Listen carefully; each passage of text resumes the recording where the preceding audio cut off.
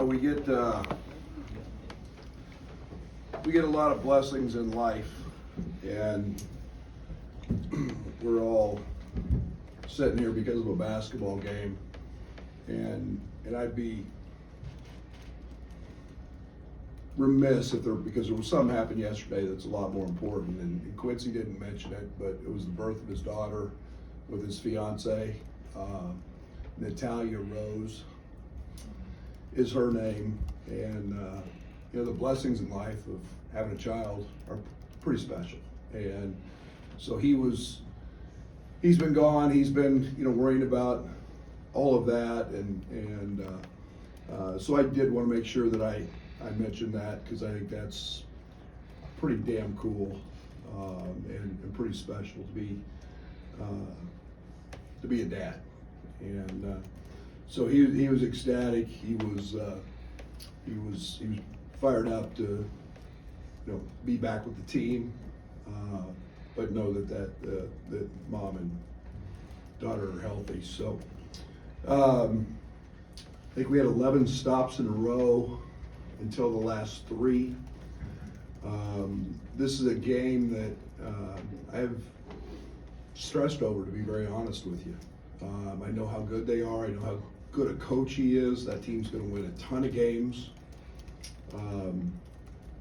They do an unbelievable job of controlling tempo with their zone, and then they run a set every trip. And maybe one of the best defensive performances by a perimeter player I've seen was Terrence Shannon tonight.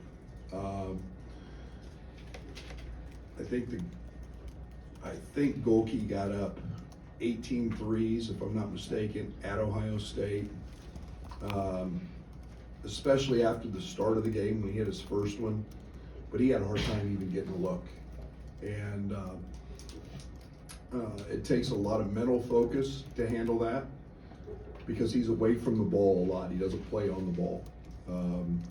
I thought the job Quincy did in the second half defensively was equally as impressive. There's no doubt that Townsend is a terrific player. They're a team a little bit in the mindset of Penn State last year, in that they can really, really beat you from 3, and yet probably the best player is Townsend. And so you have to pick your poison, what you want to do.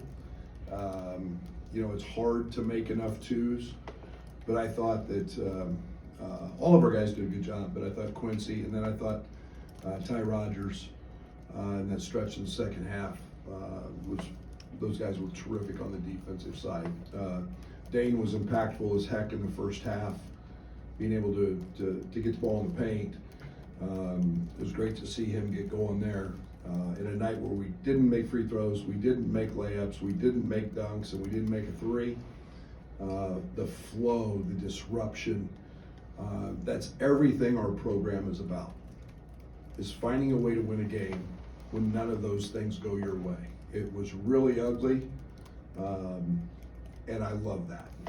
You wish you'd made a few, but we didn't.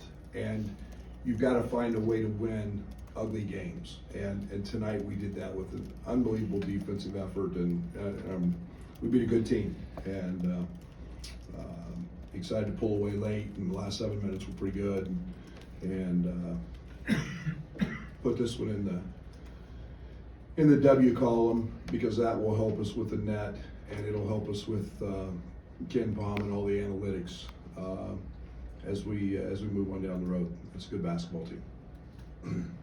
Just more on Quincy and his defense. He's kind of wrecked them down the stretch there. How much did he change the game when he went on track? Yeah, I mean, we thought that he's had a little bit of problems scoring over size. But again, every action that they ran was to him, and we changed our coverage for him, which I don't usually do, but he's a very good isolation player, and his physicality early got him going, but you can't move Quincy. There's an advantage to being 6'8", 235 with long arms and can jump, and his His defense changed the game. It suffocated them. That's why we had 11 straight stops. He talked about just down the stretch, his focus is pretty much solely those making winning plays, and you mentioned him not bringing up the birth of his daughter. I'm just curious, like, is that maturity being as old as he is, or is that something that you've observed even going back to recruiting in the first? No, that's maturity. It's experience. It's what a wonderful human being he is, because he's a terrific young man. You know, he's always been about team first, and you know, everybody that's coached him will say that. But I'm darn glad he's on our side, and you know, I'm glad I get to spend every day around him, because he's a fun guy to be around, and he's very mature. The players talked about defense being the identity of this team. What do you think this team is capable of on that end, compared to even some of your teams that have been very good on that end? Yeah, I mean, you know, the group we had out late was big. You know, there's a lot of size out there, and you know, there gives you some versatility that it makes it hard to shoot over. You know, I think that our athleticism. You know, I think Terrence is as good a perimeter defender as there is in the country. He proved that tonight, and there's no separation. And you start watching how hard he sprinted to get through screens, and then he's strong. Ty, you know, and then I thought, you know, Quincy and you know, Coleman and Dane were in there for a second, and then we put Luke in, who's a cerebral player, and so you know, I think that's an advantage we have that we haven't. We've always had a smaller guard that's given us a challenge or two, and I still think we've got some things we've got to work out. But Oakland is so different, and they never ball screen. They'll probably be the lowest ball screen team in the country. And in a world where everybody ball screens, and then they play that damn junk 1-3-1, whatever the hell kind of defense that is, and it just keeps you out of rhythm. And then you put that with their shooters, and they're really good. Terrence said that Golke was obviously a big part of you know, the scouting report for this team, and that you felt like they did a good job of, you know, in practice, sort of preparing for that. Did you see him, I don't know, maybe embrace this opportunity to shut down a guy that had 85 threes? And we've talked, I mean, I think he had 41 or 42 three-point attempts through their first game and their two exhibitions, and no twos. And you know, that's a key, and we've got to limit his opportunities. Our whole key was to be there on the catch and force him to dribble. And if you wanted to shoot one over the top of 6'6", great. And if he made them, you pat him on the rear end and say, great shot. But over the course of time, you had to wear him down and make him earn it. And I thought we did a good job of that. Against that matchup, do you feel like you got the shots that you wanted, or were there some challenges there getting good shots? We got the shots. We just played a little bit out of rhythm. I thought we were hesitant. That's on me. You know, we haven't spent a lot of time on it up until get the preparation of the game. You know, for a couple of days out, you know, we don't see a ton of it, but you know, it was more me just, you know, I like the layups we got. I like the dunks we got. You know, I thought we got good threes. I thought we just got, you know, they're always jumping in a passing lane, so they stop ball movement, and then they force you to drive it. And you know, I thought once we got Dane in, I thought Dane did a really good job of being able to seal and do some things. But I liked our shots. We just didn't make them, and then we got fouled and didn't make any free throws. Has this team maybe different than other teams you've had, because you go into a game and you don't know who you're going to play maybe down the stretch? Other teams, you know, you knew Trent or Iowa were going to be on the floor, but this team's a little bit different in that you have a different lineup. How does that change your game planning heading in? Yeah, I mean, it's a really nice problem, to be very honest, because it's just kind of the hot hand and how you feel. We did the same thing against Kansas.